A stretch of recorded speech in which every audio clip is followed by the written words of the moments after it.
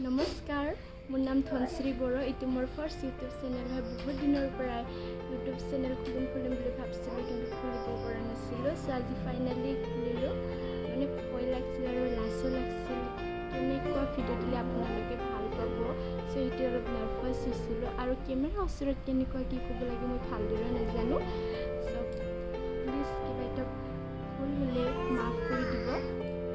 চ' মই আছোঁ মোৰ ঘৰত, মানে মোৰ মাৰ ঘৰত আছোঁ। চ' আপোনালোকক দেখাই দিওঁ ক'ত আছে মোৰ মাক দেখাই দিওঁ বুলি কৈছিলোঁ। চ' সি বোলে লাজ পাই তাৰ কাৰণে দেখাই দিয়া নহ'ল, কেতিয়াবা দেখাই দিম।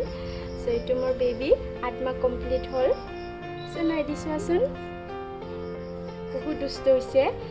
চ' মই চেষ্টা কৰিম যে আপোনালোকক মই ভাল ভিডিঅ' দিব পাৰোঁ, যেন আপোনালোকে বৰ নহয় চাই।